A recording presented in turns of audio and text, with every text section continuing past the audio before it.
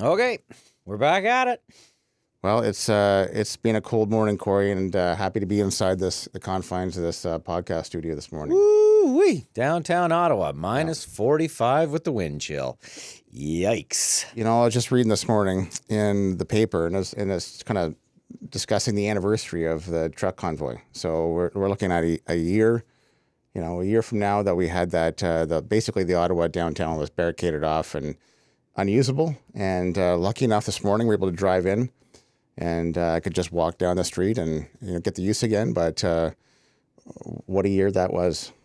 Well, to think that Wellington Street is still closed in front of the apartment building after a year, it's quite shocking. And there's lots of pros and cons in this whole argument and what went on there. And, I think at the end of the day, the gist of it all is nobody really wants the government telling them what to do, right? Yeah, still lots of controversy there. Yep. Lots of different opinions. That's like a massive divide.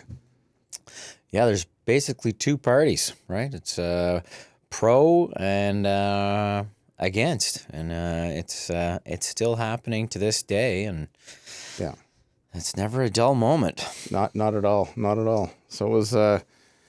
I think sometimes it comes down to we probably agree on more things than we disagree. Even though everybody's there's a huge divide there in what everybody thought. But at the end of the day, is nobody liked what happened for 2 years. Like nobody wanted to have that kind of separation from their family, separation from their friends, inability to do things, public access, the masks, like none of that. I think we could all agree as Canadians, like nobody wanted any of that. No, definitely not. Right? It was a very challenging time, and the impacts are still being felt to this day. And even when I look at even my own children, when I look at what's transpired in terms of just they're behind in math, they're behind in terms of where they should be, and it's even the social impacts of we're still seeing the ramifications of all of this, and it's shocking, and fingers crossed we don't have to go back there anytime soon. I think the communication is going to be challenging for kids. Like if you look at the communications changed so much for us just from the beginning. If we go back 10 years ago, how we were communicating as people, and then now how we're communicating texts and social media. And now you look at our kids and take that 2 years they weren't in school, man, it's going to have a massive impact. Well, I don't think anybody thought that at this point in society that children, teenagers, adults would be looking at their phones for 8, 9, 10 hours a day. Yeah. I think the argument of, what technology has done and hasn't done, there's lots of good, but there sure is a lot of fallout from all of this, right? I don't think as humans we were built to just be looking at screens all day, and we're seeing that fallout everywhere, right? You have people that have challenges with phone etiquette or inability to have separation from your device. Yeah. Right? Like it's unbelievable what's going on. You see it in restaurants, public places where there'll be a group of people sitting together and they're staring at their phones. Yeah.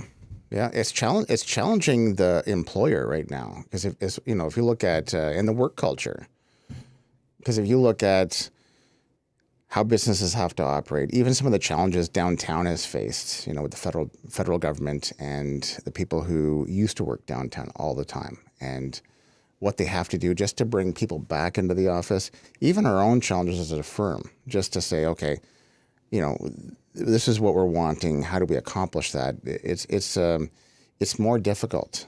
100% post-COVID. Oh, definitely, right. There's exceptions made to rules and work practices and how we're functioning, and it's we got a long ways to go yet, right? And nobody wants to rule with the iron fist, but it sure is challenging for everybody on whether you're an employer or an employee, right? It's people. I even look at myself though. like I've worked from home for a very long time throughout my career. And the thing that I find the most now is you were used to being alone a lot when you worked from home. And now, in a lot of cases, both spouses are home and working in the house. Or, there's even homes where their kids are still not going to school. They're still doing virtual learning, right? That disruption is significant. It's a lot of changes there that I'm not so sold are for the positive. I think, there's definitely positives that have happened from the work from home experience, right? You're not having to spend money on gas to get into work in terms of transportation costs, or, you're not going out for lunch or the coffees. But I also flip that on its head. And sometimes when you're doing your commute, if you're coming home from your work or place of employment, that's your time to decompress, right? Or you read the newspaper if you're on public transit, or totally. Or just the water cooler talks, the in-person meetings, the meeting after the meetings that generally happen, where most of really the guts and the mechanics of everything start to happen after a meeting, right? People, hey, I'd like to talk to you on the side about this or that. And, all of that, I believe, has gone way of the dodo, which apparently they're trying to revive the dodo again. It's extinct. The connection's good, right? Like even for us, like even if we look at even this podcast, and previously, we had met in the studio. And then for a period of time, we were doing our podcast remotely because that was the challenges we were facing. And it ran fine, like it ran great. But at one point, when we came down here the last time and we sat in person, right away you see the energy is different. Oh. It feels different. You're connected. It's two human beings sitting in a room talking. And it's so obvious. And then I find even with client meetings, so we've done so much client work remotely in the past couple of years, but then when you get in that boardroom and you sit across from someone and they're right there, the connection that everybody has is incredibly different.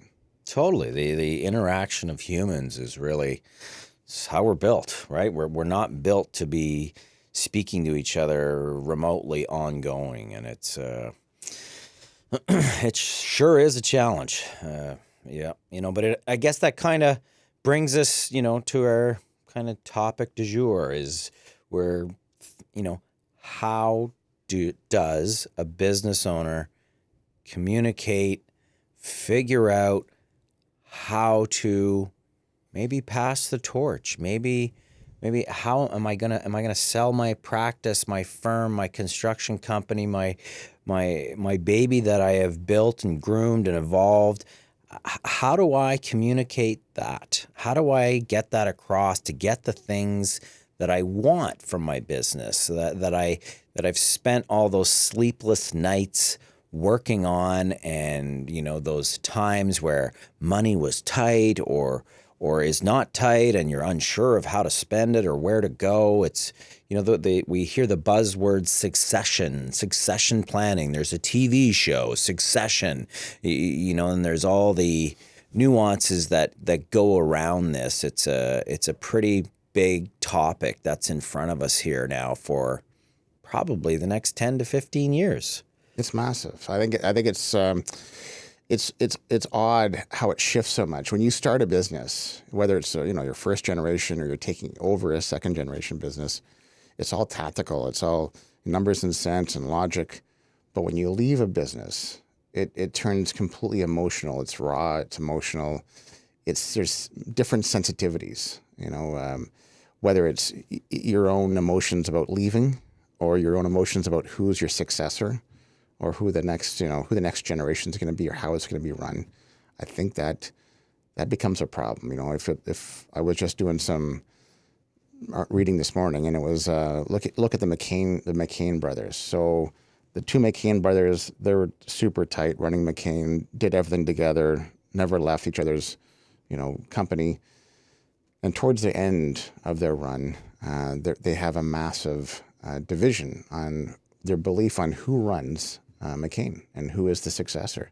The one brother believed it should be his son, who was an Ivy League type business student, but the other brother didn't believe that was the case. So they ended up splitting, and the one McCain brother ended up now running Maple Leaf Foods, and then the other one ended up passing the torch. So, but those are raw, difficult conversations, and I think that's kind of the heart of what you're saying. Is it's disturbing. Most people don't plan on it. They say that most businesses, I think the stat is 29% of businesses have made a succession plan. So most businesses are sitting very exposed. And I would even challenge that number. I almost think that it's even less than that when you start actually talking to people, right? And I think for the person that is passing the so-called torch, it's, you spend your life and your blood, sweat, and tears building this, working at it, and it's your purpose. It is your, arguably your everything. And I think for humans, and I think for the type A personality that is running a business, this passing of the torch puts in question what your purpose is after. Yeah, sure. We see it again and again that, well, I'm ready to retire, but I don't really know what I'm going to do with myself. So as we do so much planning for people, and the most challenging thing for people in general is actually figuring out what their goals are. It's one thing to say, well, I'm going to travel the world. Okay, you did that once. What are you going to do the next year? What are you going to do the next day? So it's almost like a value thing. It comes down to like really digging in to your own personality. What's your values? What drives you? So that when you do give up something that you've created with your hands and you've built, and you said like those years that it was tight, and you sacrificed and you took chances and you took risks. Like now, what are you going to do? You've done all that. You have to let that go. And do you know enough about yourself that you can do that without it becoming something that's going to really mess you up? And I would have to say that there's more people that would probably answer that with a no. Right. I don't know what I'm going to do. I don't know. Well, I thought I was going to participate in charity, or I was going to be part of this foundation, or I wanted to help out at the Boys and Girls Club or the local school, or in whatever capacity one does. It's very challenging to make that dramatic shift, right? To give the keys to the so-called castle. It's super tough, right? And I think it's a lot of the time people aren't allocating enough time in the investment to understand how to pass the torch in the proper way, and giving yourself enough runway, enough time to have the conversations. These are difficult conversations. These are not easy. Hey, my business is worth $1 million. Okay, I'll buy it. Okay, here's the keys, and see you later. I'm out of here. It doesn't work that way. Right. I think that runway's massive. Like they say that 80% of businesses that have a 10-year time horizon for succession succeed, but only 15% of businesses that have given themselves only 2 years for succession planning succeed. So that's incredibly different. So that experience is different for the business. So that's small and large businesses. You can see how important it is to start that succession planning. Is it 10 years? Maybe even that's 10 years is the stat, but we should probably even look at it even further. Having a good disciplined strategy, having the leadership who are leaving and departing, have them maybe have some understanding of what's going to happen and what that's going to feel and look like, but also the ability for the business to be able to start transferring responsibility, transferring some of that ownership and leadership to the next generation, that G2 generation. Well, and the delegation of responsibilities, of duties, of these are more often than not the most challenging things for a business owner to do, right? And the only way a business can be successful is by delegating, is by giving others responsibility to step up and do what they're supposed to be doing. And I think it's it's really tough, right? You could probably poll 100 business owners and and ask how many sleep sound 7 days a week, right? And Yeah. when they wake up in the middle of the night, what are they thinking about? I think where it's challenging is they're really emotional. Like most owners are so emotionally connected to their business that if you bring up, have you ever considered this, or what have you done to solidify some backstopping for your business? I think they believe in themselves. Like they've built that business for 30 years off their own backs. Like even when no one else believed in them, even no one else, whatever they sold, widgets or sandwiches, it doesn't matter. When no one else thought they'd be successful, they found a way. So it's very hard for them to actually believe that someone else is capable of that, to transfer that. It's like, no, I'm in the trenches. I'm the one that has to push this business forward. And I don't know if they sometimes believe that someone else has the capacity to do that. But I think a good business does. Like I really do. I really do think that if that business owner has spent that much time and turmoil to get the business to be that successful, I do believe there's now probably enough foundation that they can say, this is what it does, this is how we do it, and transfer that to someone else, or at least have someone start working towards that. But I think the catch sometimes is that emotional wall that the business owner has. For sure, right? And even in terms of intergenerational, passing of the torch, right? It's when there's family involved, you would almost think that it would be easier. And I would have to say that I would think it's, I feel it's the opposite. Here's the other one. Here's the one. That emotional connection to the business is it alters their sense of the valuation. Yes. Of the company. Yes. Like as we're talking here, I'm just thinking is like, it's not just that fear of the transfer of power. It's also the overestimation on the value of what they've built. Because time and time again, when you're talking to someone who's in that position, many times all their eggs are in that basket, and they have built that basket themselves. They've hand carved all of those eggs. Everything is just the way they built it. So when someone else from outside is to make a suggestion, even for us, it comes up in the planning side, because someone's going to say, well, here's the wealth I've created. Here's what I want to do. And then you have to ask and then tell us about the valuations, and that comes up. And I often wonder, especially I find it's harder when the business is bigger because there's more numbers that they can look at, hard numbers they can look at. But those smaller businesses, when it's 50% worth because of heart and soul, that's where I find sometimes the valuations through the roof. Well, it's, tangibles versus intangibles, goodwill versus no goodwill, right? It's not just about revenue and expenses and EBITDA and what's my net, right? It's not just about that for an owner. And, and it's because I believe of those sleepless nights, of the risk one must take, the direction they have to go, the uncomfortable decisions that have to be made throughout the lifetime of a business. It's so I think it's inevitable that you would believe your sale price of your business and what it's worth is generally, from a personal, emotional view, is going to feel like it should be higher. It's worth $1 million. Oh, so where'd that number come from? Yeah, exactly. How do we get up that number? Yeah. Yeah. And I think even on that, right, it also goes back to, when finding the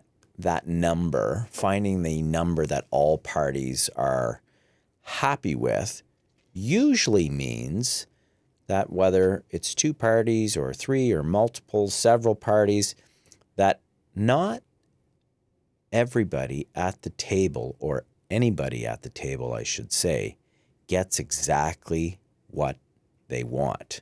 The best deals that are made out there that withstand the test of time generally show that you have to give a A little. little bit. Everybody's got to. You gotta Everybody, give a little. Gotta give a little, right? everybody gets close to what they want, not exactly what they want. Not quite, right? Yeah, And it's so that's tough, right? And I think, you know, as you pass the torch, that becomes the biggest challenge, and it probably takes those nights where you're wrestling with sleep during these processes, and you're talking to your spouse and your significant other, and I think if you can get there, then you can probably, you know, get your deal signed, right? Sure. And it's figuring, and you know, and then from there, it's figuring out, what are my terms and conditions? What happens if I don't like what you're doing? And I think it's putting the measures in place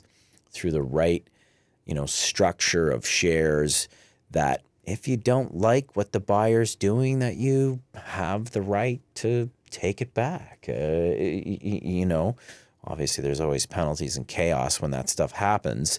But I think, you know, if you have those assurances there, maybe it helps you get to the finish line faster.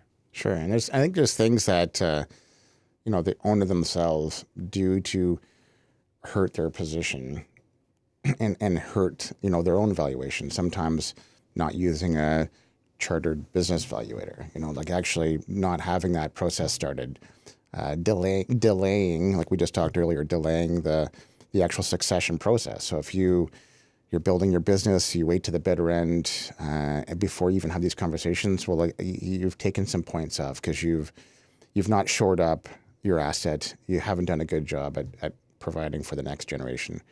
And I think things like even cash businesses, like you see businesses often. It's not uncommon to have some businesses want to run more cash, you know, and there's clearly benefits to that. You know, there's no accountant that's ever going to say this is acceptable because, of course, CRA be coming down on you. But it is easy if you're in you know in trades or whatever that you can run a cash practice. But again, that also hurts you. Hurts you. One, you can really get hurt if CRA, you know, comes in, does an audit. It can cost you a lot of penalties. But also, it hurts you on the actual valuation, because if you've not shown it on the books, if you're not showing this successful practice that you believe you have, and now you're saying to a buyer, here's what my business is worth. It's only worth what it shows. Mm-hmm.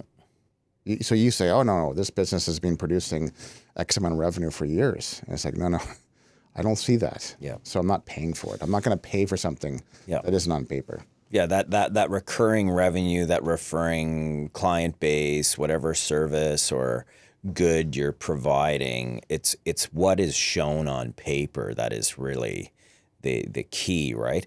And it is probably, you know, and you brought up cash. I bet you, you know, at this point in time, with everything that has gone on from a digital standpoint, it is getting so hard to operate in a cash-based only environment, right? Like it's challenging. Oh, it's so challenging now, right? So, you know, I bet you if you were to talk to, you know, owners that, you know, had the opportunity to generate cash, it's probably dropped so much, right? Maybe a lot. It's not as the way it used to be. No, not at all, right? So then it makes it even more challenging. Well, I've got this, I've accumulated this cash on the side, or I've done this. Well, now what? You can't get it in the bank. Right. You can't report it. So what do you do with it? Right. Right. And so Bitcoin, crypto, yeah, that sounds a little crazy, but that's the reality of some of the things that are going on out there for sure. I think even having cash in a high inflationary period is challenging too. Like you don't want to, you know, you can literally watch the stuff disappear in front of you. You know, when inflation is at its all-time high for us in the past decade, it's you want to at least have something generating some money for you. Yes, you want to be earning some sort of positive return. Keeping money under your mattress is not going to help you right now. It's not your friend. The mattress is not your friend right now. No, and it's only under your mattress really if you're you're in a doomsday outlook, right? Or, or you're really not looking to report money, in general. So it's a challenging one now, and I think at its finest, that's probably why some of the cryptocurrency came to be, and you're seeing the after effects of not regulatory around an asset class and some of the impacts that it has had, and that's a tough one. Yeah, it's funny because the cryptocurrency and Bitcoin. I think when it was first rolling out, the whole concept is to have a currency that's not linked to the central bank. Yes. It's going to be its own currency, not linked. It wasn't the design of it was not to have an asset that you're going to invest in and make incredible amounts of money on, which is what the experience was for some. It was just to have a currency that wasn't traceable. Yeah, people could use it off the books, a little bit less accountable, but it turned into something a lot different. And then for 18, 24 months, there's been some incredible rides. Well, 48 months, there's been some incredible rides, just not positive. There's been some real slide in that value. But it's just interesting how that whole industry changed from one thing to another. Oh, God, it's morphed into something much bigger than I think anybody thought could possibly happen, right? And I'm not really, I struggle with all of it, at its simplest form. And I think, it's the store of value, a replacement for gold, all these things, something you can't even touch that's sitting on some giant server somewhere in the crypto, galaxy. It's just, I can't even begin to understand it, right? And It's Guardians of the Galaxy. It's so crazy when you think about it. And nobody actually owns one. You own a portion of one and who owns that full pie, and who's, it just feels all so wrong at so many levels. But it's, very interesting times, for sure. Well, this is where it gets challenging. You ask someone to explain it to you. Like, of all my time in talking about this, you have conversations and people like talking about it because they have a buddy who made 228% on it or something to that effect. But if you ask, like, give me the Coles notes of what you believe and how this asset class works or how this currency works, I don't think most people really understand how to explain it. I mean, we all have a basic knowledge of how it works and the creation of the Bitcoin and how it is, but I don't think that most understand the risks to cryptocurrency, or even the backdrop, the backstory to it. No, that's what makes it even more scary, in my opinion. Like, I don't even think I can't even explain blockchain properly. Like, I can't even begin to totally understand it. And I don't think I probably will in my lifetime. I'll leave that to the kids to figure out. Sure. And I won't debase, because if there's someone right now who knows how to explain it, but they're a crypto bug. Like, this is their whole life, right? Yep. And my concern then is when you're talking to someone like that, then that's their whole world, is that they lose perspective on where it sits against and relative to everything else. Because if you're a crypto bug, then you just believe the whole world should be crypto. You believe that it's the best asset class. You're never going to lose money on it. You're always going to make money on it. This is where I get concerned with really any bug in any of those asset classes, whether it's a real estate bug, because we know them too. Like, some people just, it's real estate, or there's going to be people who just believe it's, you pick is it gold, is it whatever. The bugs are the ones that extremely knowledgeable in an area. Sometimes I find lose perspective. Yeah. No, agreed. And it's, I think, it's just it's too confusing. It's too challenging. It's too volatile. It's not a store of currency, right? It just is not, and I don't believe that, the US dollar is being devalued to zero anytime soon. I don't see any of it. I don't believe it's happening in our lifetime.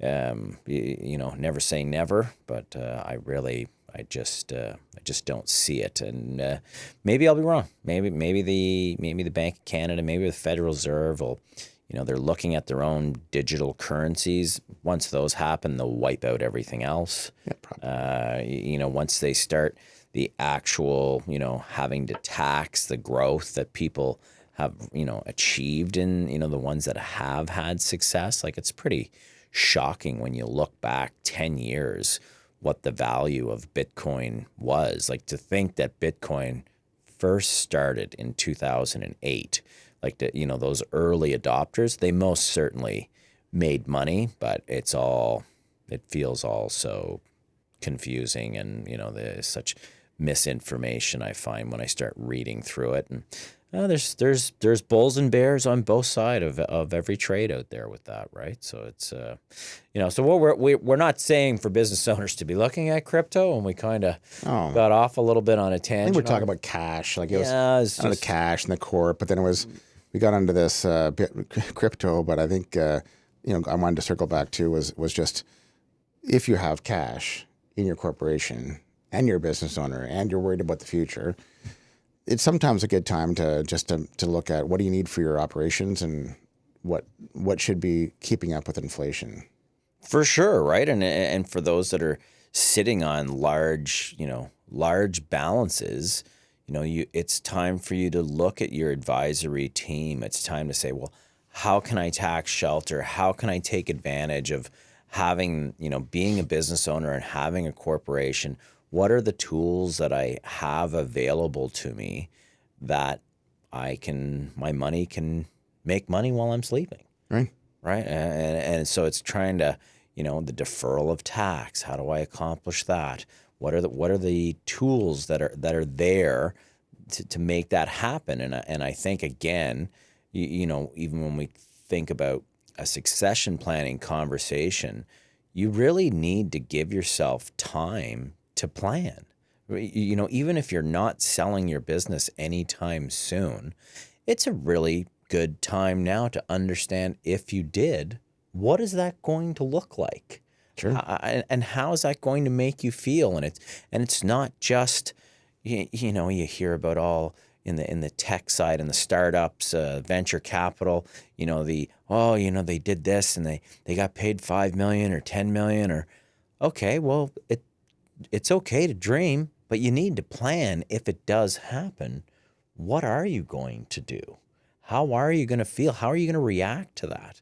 So it's definitely, again, it comes back to planning, giving yourself runway, looking at those goals, understanding who your key people are at the table. What do you have to do to retain them? It's an ever evolving situation for anybody in business.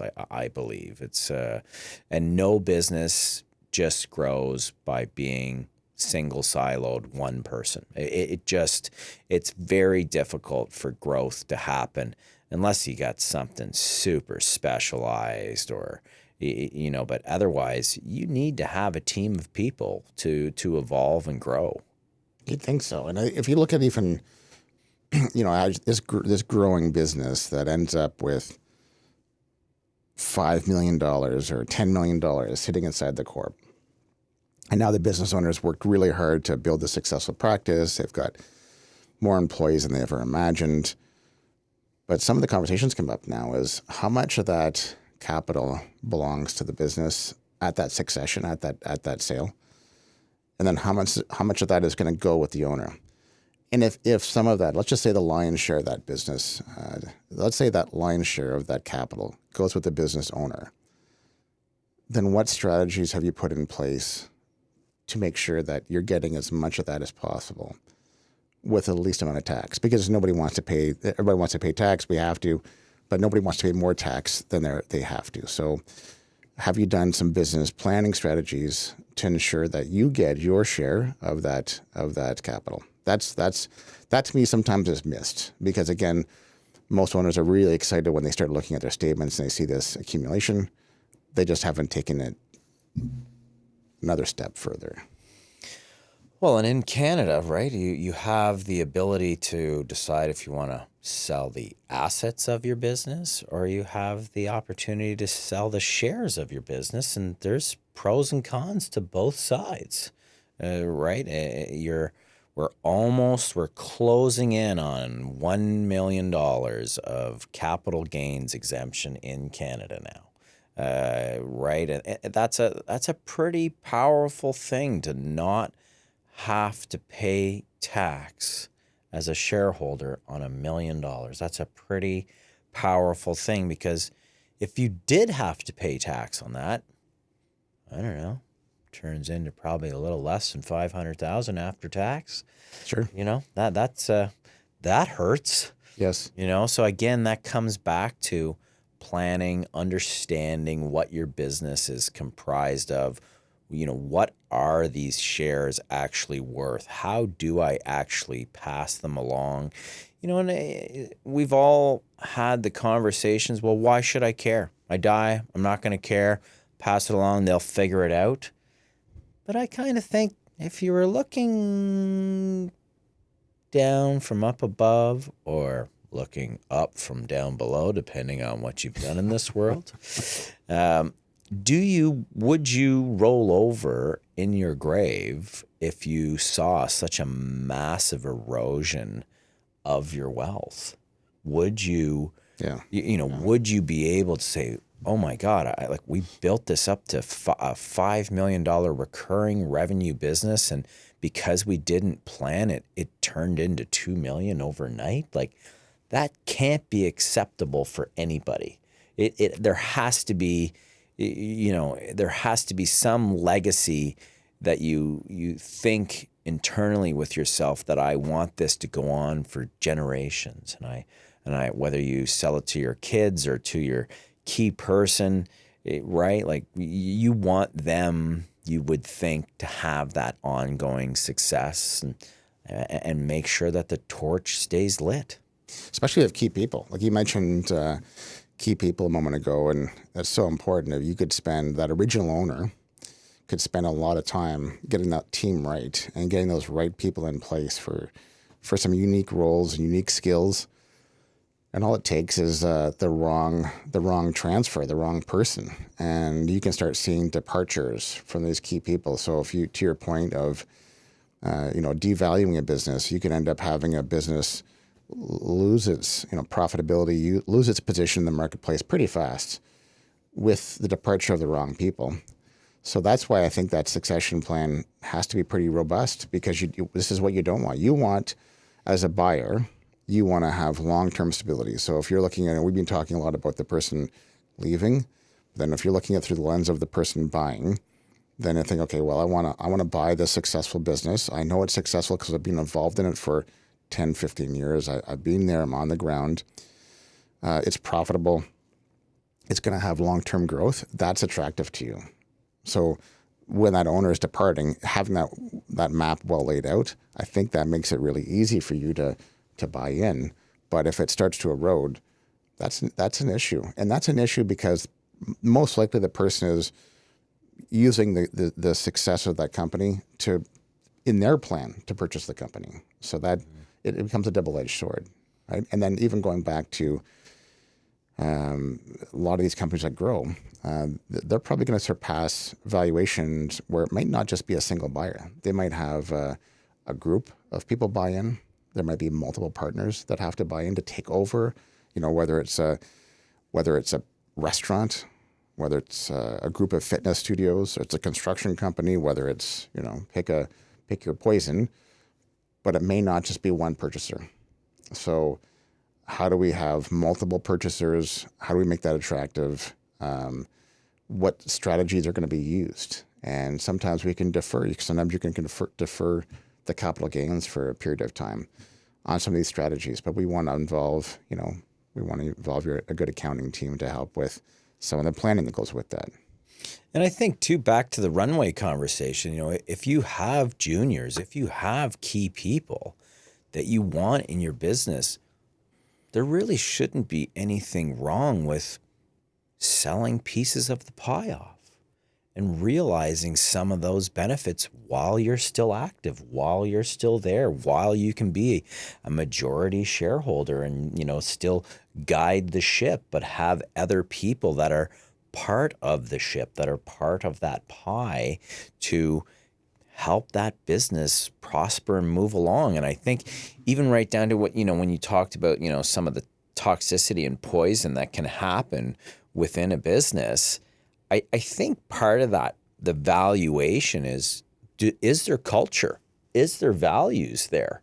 Is there commonality between how people are thinking at the boardroom table? If everybody is not on the same page or same paragraph, you're probably going to run into some serious problems. It's massive. It's probably a good start. It got me thinking there, Corey, is that probably a good start to test those personalities out is just to do those initial conversations for emergency transition planning, in a sense, for any business, because it's the same issues. If we're going to have a succession problem in 10 years or 15 years for your business, what happens if all of a sudden you wake up? Well, what happens if you don't wake up? What happens if one night you have a stroke? What happens if you get killed in a car accident? What happens if you get diagnosed with a terminal illness that now prevents you from working in your business or running your business? And again, this is a challenging conversation for a lot of owners because they 100% believe in themselves. Most owners are very entrepreneurial. They're going to be those, alpha type, driven, extremely driven, extremely successful, positive mindset. They believe in themselves because they had to. The only way you can make a business work and be successful at it is you have to believe in yourself all of the time. Even when the chips are down, you got to believe that what I'm doing is right. My business is good. My business is sound. I can get myself out of this. So I find that the challenge becomes for those same people when you start bringing up conversations like, hey, what would happen if you had a terminal illness? They've seen people around them. They've probably Guaranteed. They've probably had someone Guaranteed die of a terminal illness. They probably have seen people suffer and not be able to work for 2 or 3 years. They've seen financials shredded because of this. But for them, the lens that goes on, or the layer goes on, was that just won't be me. Won't happen. Or if it did happen to me, I'm still going to be smart enough, strong enough, good enough to get through this.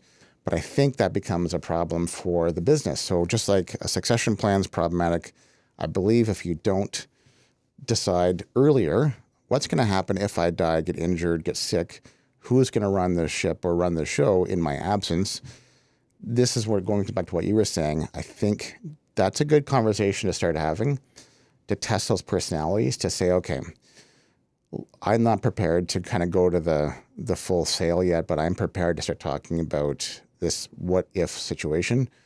And we're going to designate 2 or 3 internal people within our corporation to be designated as the backups in the event of my death, in the event of my whatever. That way we're not giving a fire sale to my portion of the business, because they're not going to say Shawn's business was worth this much, but he's got terminal cancer, I've heard, so it's now worth this much. We don't need a fire sale at a really important period of time. And it never happens at the right time when it does happen. It always, you always inevitably get beat up. And even from the planning standpoint of, making sure you have a will done. Yeah. Make sure you've completed your will. If you have a corporation, you should have a second will. That's for tax purposes, right? And so it's kind of, even back to, you had talked about when one is setting a valuation for their business. To think that a business valuator, depending on the size of the company, for something small to medium, you're probably looking at, somewhere between $3,000 to $6,000, depending on, how complex things are. But if your business is worth $1 million, $2 million, like, isn't that worth it? It's kind of like in the real estate side, right, where people weren't even doing house inspections, and you're buying a house for $1 million and you don't really know Yes.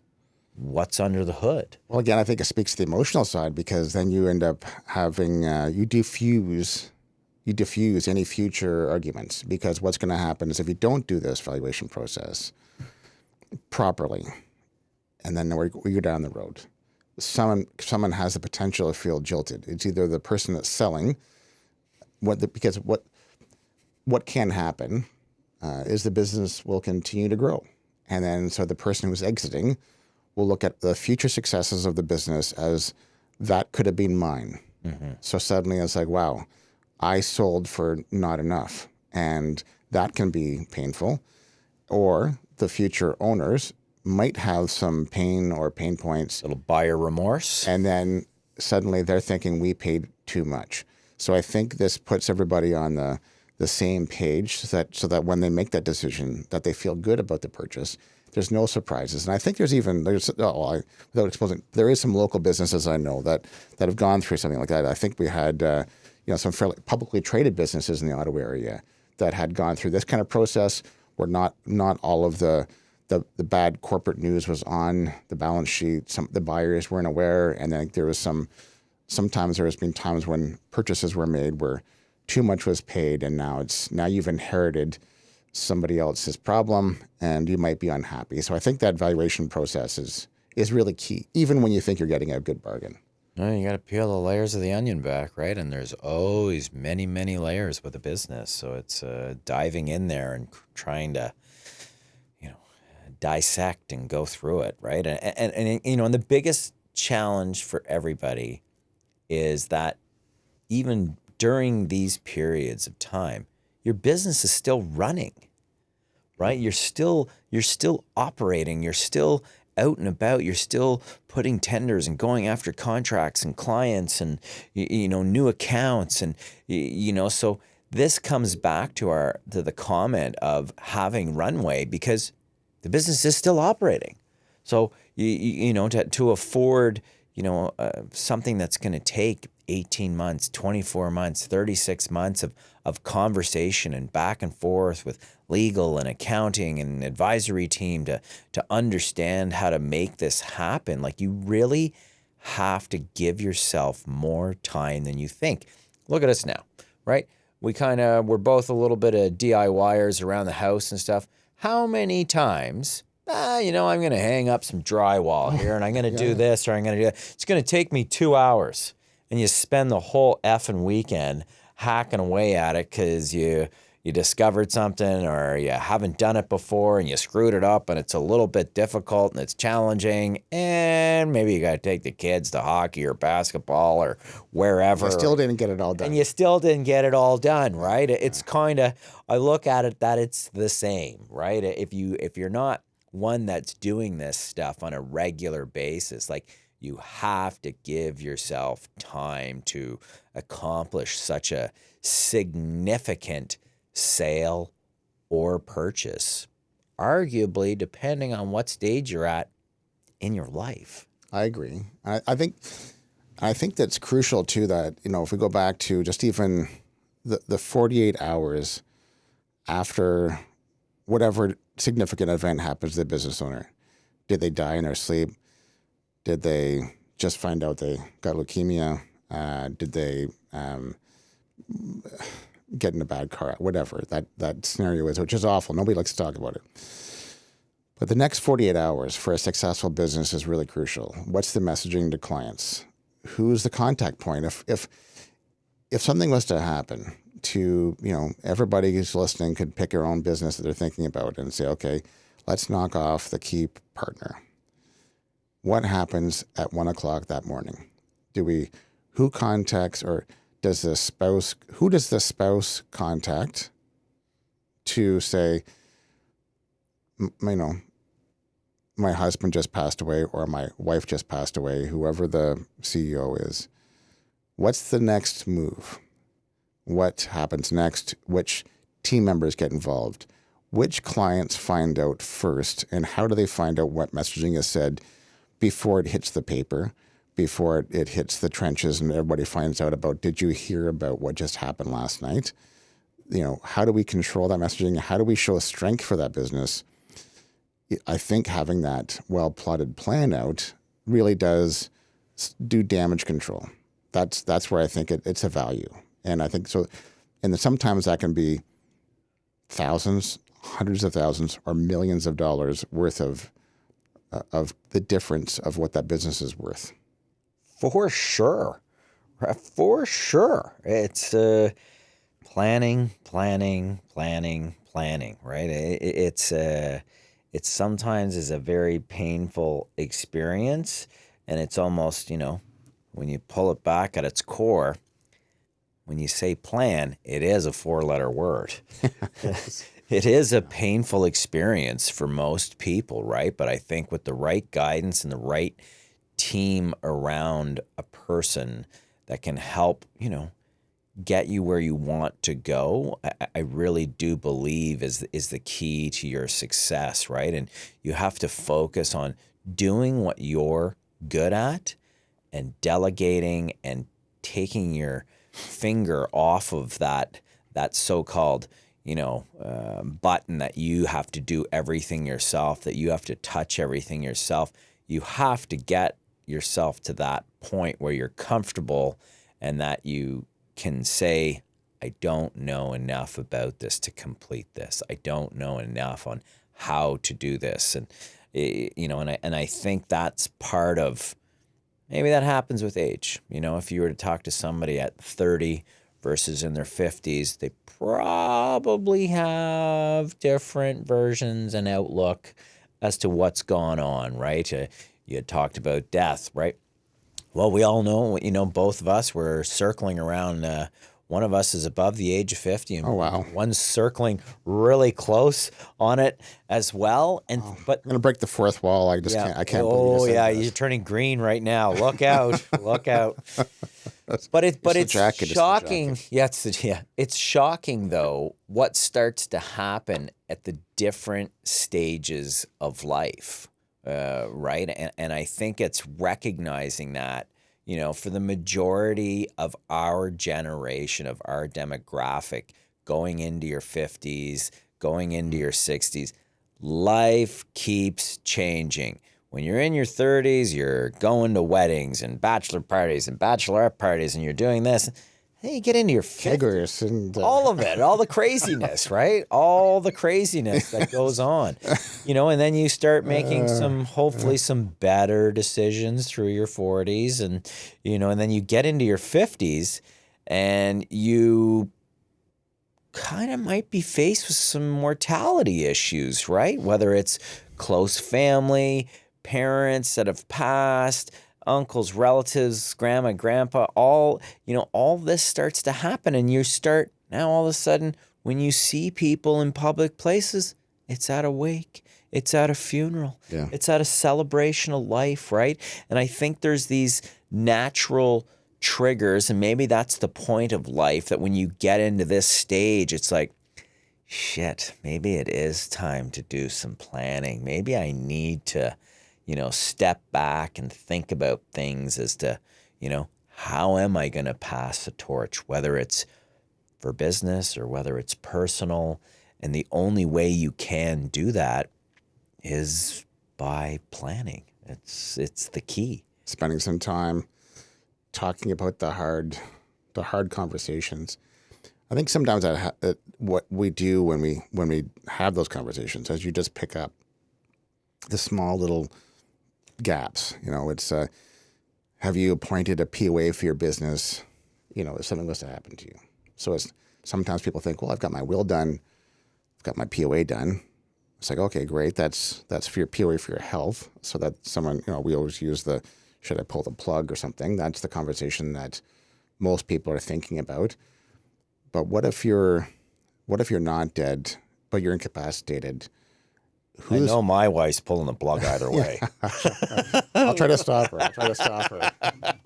Not yet. Not yet. His eyes are closed, though. They're closed. Yeah, but he's blinking. It looks like he's saying something to me. 2 blinks mean yes. 1 blink means no. Right. I'll stop her. I'm like, not yet. Yeah.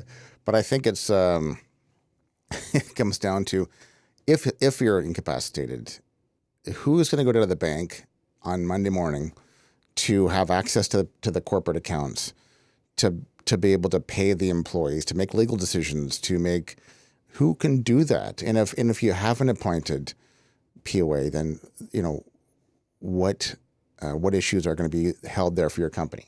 Can the company survive and continue to grow for the next 3 months, 6 months, 12 months, 24 months if you're dealing with whatever curveball that you've got thrown? So I think sometimes when we do the planning, like you're talking about, those gaps come up. So we can say, hey, this is important. We need to fill this gap so you can continue to function. I think our goal is, in an advisor circle, is just to help somebody continue to have good success. This is where you are now, and this is where you want to be in 10 years' time. So we want to make sure that trajectory continues to happen. We don't want to see it come off track by simply missing something or simply avoiding a hard conversation. This won't happen to me. Right. That's, and preparing so that it's not just the owner that's prepared, it's the second generation's prepared. So they know, okay, because these decisions, like the conversations we're having today, the decisions by the owner to decide, I'm going to be leaving in the next 10 or 15 years. I'm going to start helping my second generation of my corporation have some exposure to the underlyings or the runnings of the corporation, so that if something was to happen immediately, then they have some exposure to, this is how we run the corporation, this is the values, the vision, the decisions that we make, so that somebody can step up.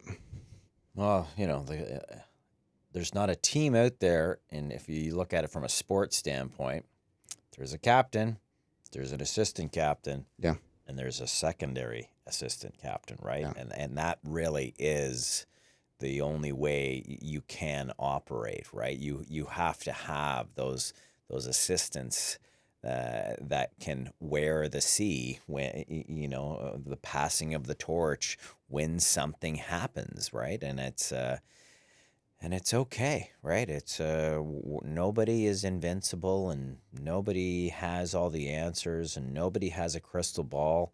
And if you do, you're probably not talking to anybody. You're probably just marrying along in your life, and you don't care. And I really would like to meet some of those people, but to have that crystal ball sure would be a powerful thing, but it hasn't happened yet, and from my experience. That's a good analogy too with the hockey. That'd be like having a hockey team with no other lines. You just have one line. Yeah. So you say, we're just going to play this game with one line, one center, two forwards, and two defensemen.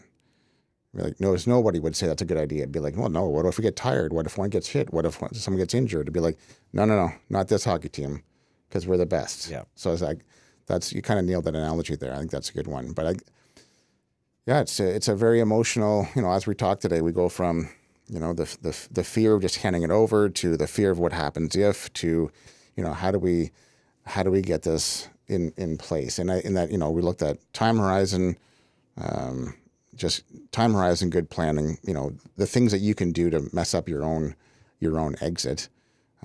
But I think the earlier you start, the better your success you're going to have. For sure, right? And it's, as we say, ongoing, it's really planning starts on the right side of the page and works its way to the left, right? You say, here's where I want to go. Well, you have to work backwards to get there.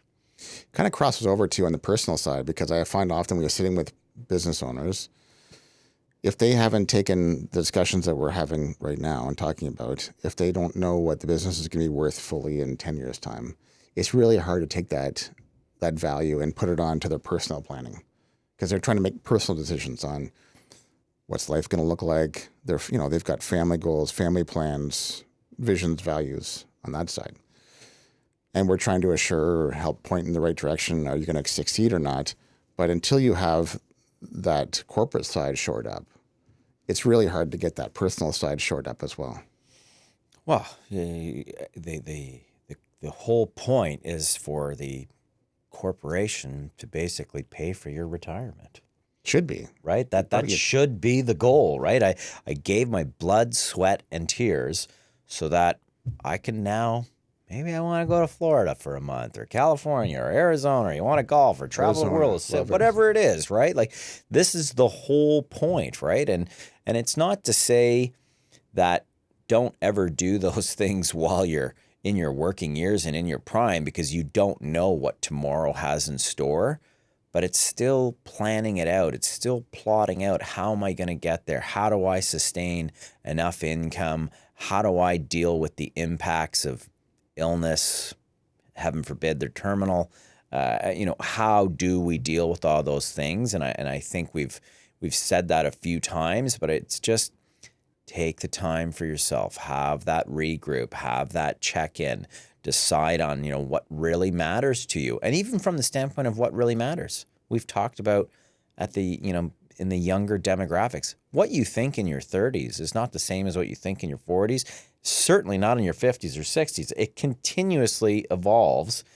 And more times than not, you hear it's the small things, it's family, it's those things that are so important in your latter years, right? And I think you just can't lose sight of that. And, and if you don't lose sight of it, you will more often than not win. Yeah, totally agree. Well, I think it's been a really great conversation today. And I think our, the listeners, I think this one's really going to resonate with people, right? I think we're getting to that emotional side of this, right? It's because at the end of the day, this is probably the biggest decision that most will make in their business career. And I think we just wanted to try and humanize it a little bit today. I agree. I think it was a good conversation. I agree. I think most people who are in those positions it's the conversation they keep pushing off. So there's even things, I think we've done a really good job planning, but there's even things today we're talking about that I'm thinking, we got to do some of this and we got to do some more of this, and we've planned and planned and planned. So I don't think it ever ends. I think it's an ongoing process. So I think there's most people who even if they planned 5 years ago or 10 years ago, it's good to circle back around and think, is there more stuff I should be doing? Well, life changes every year, right? So it's... what's not going to change is how cold it is when we have to leave the studio today. I don't even know what I'm going to do with myself. Do you mind driving me back to my car? I probably will. Yeah. Well, thanks, Corey. That was a great conversation. Thanks, Shawn. Look forward to our next one. Awesome. Thanks, everybody.